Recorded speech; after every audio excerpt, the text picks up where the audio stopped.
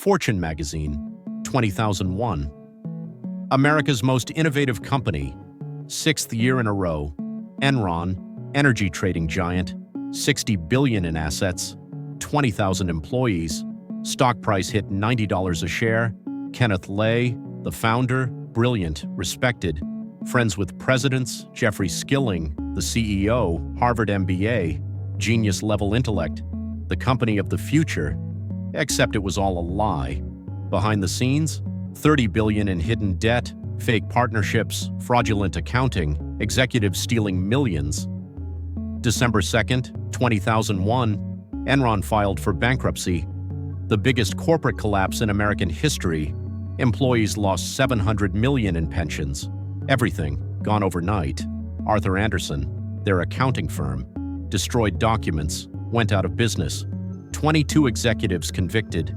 Ken Lay, found guilty on all counts, died before prison. Jeff Skilling, 24 years, released 2019. This is the story of Enron, how corporate greed destroyed thousands of lives and changed American business forever. 1985. Kenneth Lay merged two natural gas pipeline companies, Houston Natural Gas and Internorth, created Enron. The name meant nothing, they just made it up. At first, Enron was a boring pipeline company, moving natural gas from producers to customers. Then the government deregulated energy markets, early 1990s. Suddenly, companies could trade energy like stocks. Kenneth Lay saw opportunity. He hired Jeffrey Skilling, Harvard Business School, McKinsey consultant. Brilliant mind. Skilling had a vision: transform Enron from a pipeline company into an energy trading company, buy natural gas from producers, sell contracts to customers, make money on every trade. It worked. Enron started dominating the energy trading market. Revenue exploded. 1990, $2 billion in revenue. 2000, $100 billion, 50 times growth in 10 years. Wall Street loved them. The stock soared. Fortune magazine called them America's most innovative company, 6 years straight, 1996 to 2001. Enron was building a 50-story headquarters in downtown Houston. They had a baseball stadium named after them, Enron Field. Employees were millionaires on paper, stock options, retirement accounts, everything in Enron stock. Kenneth Lay was worth $200 million. Jeff Skilling made $115 million in salary and bonuses. On the surface, success story. Underneath, the fraud was already happening, and it would destroy everything. The fraud started with accounting tricks. Mark-to-market accounting. Here's how it works. Normally, you only count profit when you actually make money. Mark-to-market lets you count future projected profits today. Enron would sign a 20-year energy contract, calculate how much profit they'd make over 20 years, then immediately book all that profit, even though they hadn't earned it yet, even though the contract might fail. Wall Street saw massive profits. Stock went up. But if the contracts failed? Losses. So Enron created special purpose entities, SPEs, fake companies, run by Enron executives. They'd move the failing projects into these fake companies, hide the losses off the books. Andrew Fastow ran this operation, chief financial officer. He created hundreds of partnerships with names like Chuco, Jedi, LJM, Raptors. The Raptors were the worst. 4 partnerships designed to hedge Enron's risky investments, but Fastow secretly backed them with Enron stock. When Enron stock went down, the hedges failed too. It was fraud disguised as risk management. Fastow made $45 million personally from these partnerships, while Enron employees had no idea the company was bleeding. Arthur Andersen was Enron's accounting firm. They knew about the fraud. They signed off anyway, because Enron paid them $52 million a year, consulting fees, audit fees. Arthur Andersen was complicit, and everyone at the top knew. Jeff Skilling created a ruthless culture, aggressive, competitive, win at all costs. He hired the smartest MBA graduates in the country, paid them huge salaries, stock options. But the pressure was insane. Every 6 months, Skilling implemented rank and yank performance reviews. Employees rated each other on a curve. Top 20%, bonuses, promotions. Bottom 15%, fired. You had to step on people to survive. The trading floor was chaos, screaming, swearing. Deals worth millions closed in minutes. Traders made fortunes, but they were encouraged to manipulate markets. California energy crisis, 2000 to 2001, rolling blackouts, electricity prices skyrocketed. Enron traders manipulated the market, created fake congestion on power lines, shut down plants to drive prices up. They had code names for it: Fat Boy, Death Star, Get Shorty. There are tapes of them laughing about it. Grandmothers in California can't pay their electric bills. Traders joked, "Screw them, we're making money." 50.7 billion Enron made on that crisis. Later investigations proved market manipulation, but by then Enron was already collapsing. The culture Skilling created: it was okay to lie, okay to cheat, as long as you made money. Employees who questioned it, fired or sidelined. Sharon Watkins tried to warn Ken Lay. He ignored her. The fraud kept growing. August 14th, 2001. Jeff Skilling resigned, CEO for only 6 months. Personal reasons, he said. Bullshit. He knew the company was failing. Ken Lay took over as CEO again. Employees started panicking. Why would Skilling leave? The stock started dropping. $70, $60, $50. October 16th, Enron announced a $618 million loss, third quarter. They also announced a $1 billion reduction in shareholder equity. Accounting errors, they said. We're restating 5 years of earnings. Wall Street freaked out. The SEC opened an investigation, October 22nd. Enron admitted the SEC was investigating the partnerships Andrew Fastow created, the ones where he made $45 million October 24th. The board fired Andy Fastow. Stock dropped to $16. Kenneth Lay went on TV, told employees and investors everything was fine. Behind the scenes, he was selling massive amounts of stock. August to October, Lay sold 918,000 shares, made millions, while telling everyone else to buy. Employees were trapped, their retirement accounts, their 401ks, all in Enron stock.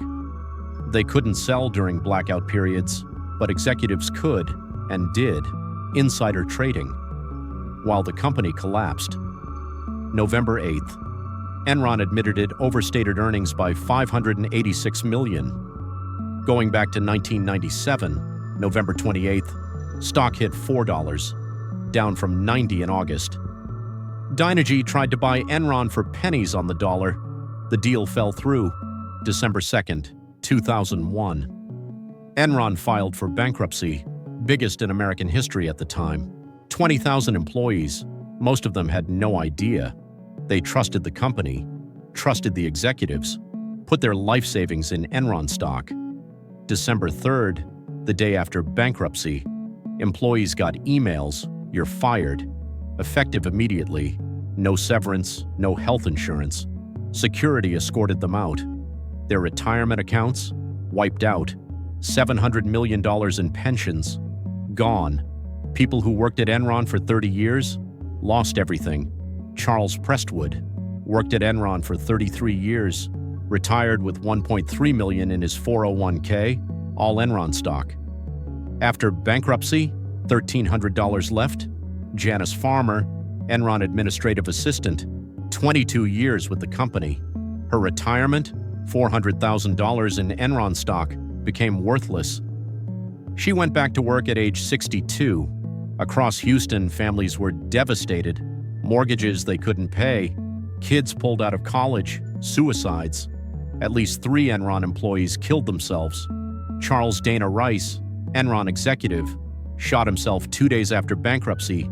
J. Clifford Baxter, Enron vice chairman, shot himself in his car, January 25, 2002. Left a note, "I'm so sorry.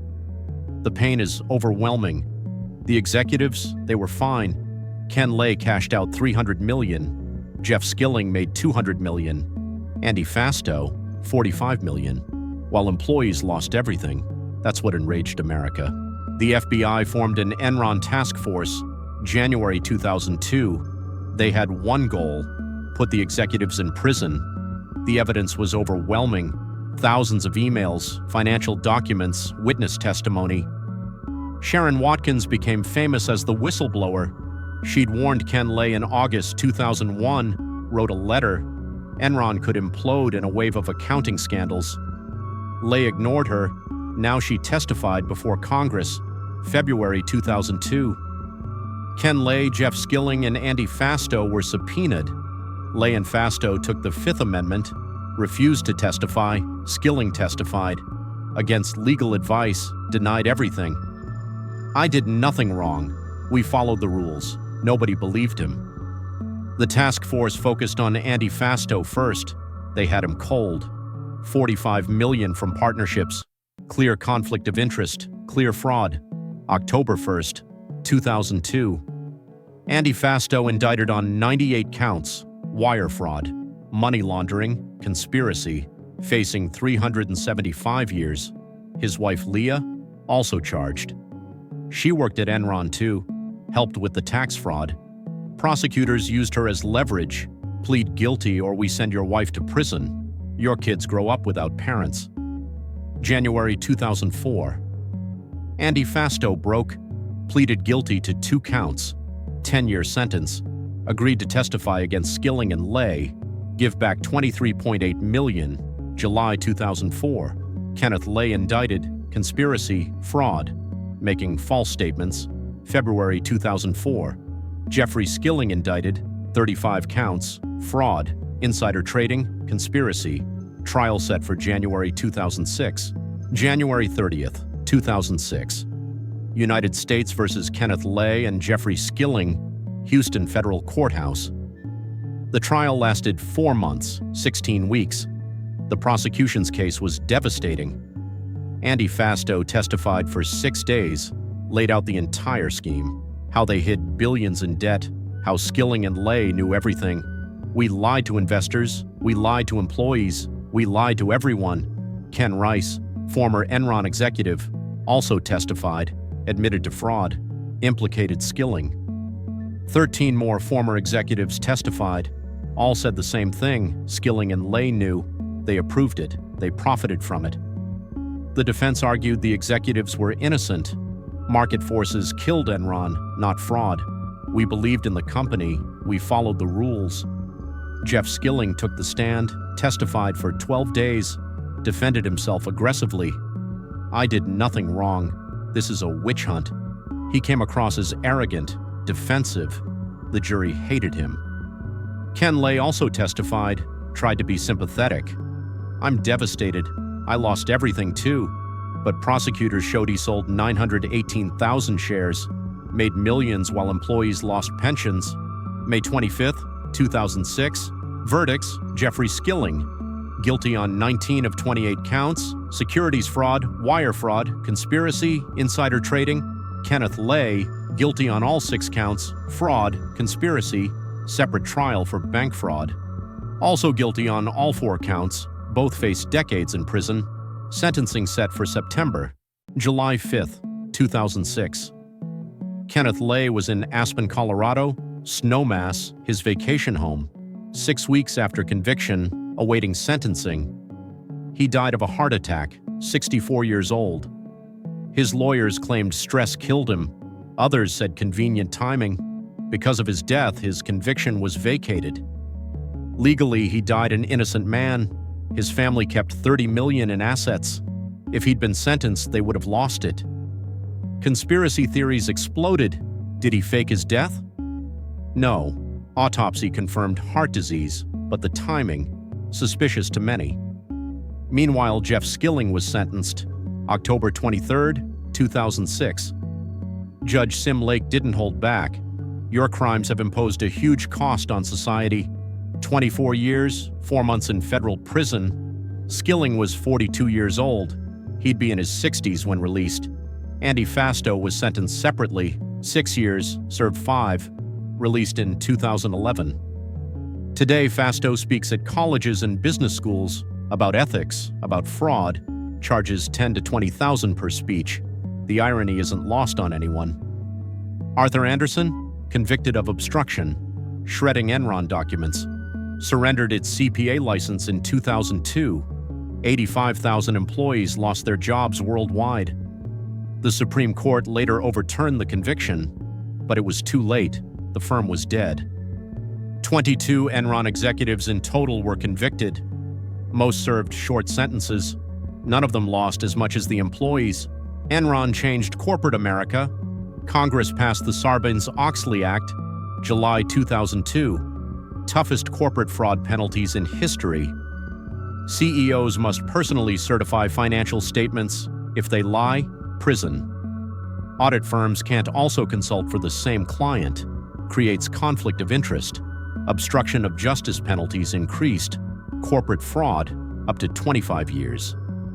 The law was direct response to Enron, make executives personally accountable. It worked, to a degree, but it also made American companies less competitive. Compliance costs skyrocketed. Smaller companies struggled. Some argue it went too far. Others say not far enough. Because corporate fraud still happens. Elizabeth Holmes, Theranos, $9 billion fraud. Sam Bankman-Fried, FTX, $8 billion stolen. Bernie Madoff, $65 billion Ponzi scheme. The list goes on. Jeff Skilling appealed his sentence. In 2013, it was reduced to 14 years. He agreed to forfeit $42 million. February 21st, 2019. Jeff Skilling was released, served 12 years. He's 62 now. Reportedly working in the energy sector again. Investors lost $7.2 billion, recovered some through lawsuits, but most employees got almost nothing. Charles Prestwood, who lost $1.3 million, got back $4,500, less than half of 1%. Enron Field was renamed Minute Maid Park in 2002. Houston wanted to forget. The Enron logo was torn down. The building demolished in 2015, trying to erase the memory. It didn't work. Enron was the biggest corporate fraud in American history, until it wasn't. WorldCom collapsed 6 months later, bigger bankruptcy. Then came the 2008 financial crisis. Lehman Brothers, AIG, all of them. Enron was a warning. Nobody listened. Here's what Enron teaches us. Culture matters. Jeff Skilling created a culture where fraud was acceptable, rank and yank, aggressive trading, win at all costs. Employees who spoke up, fired.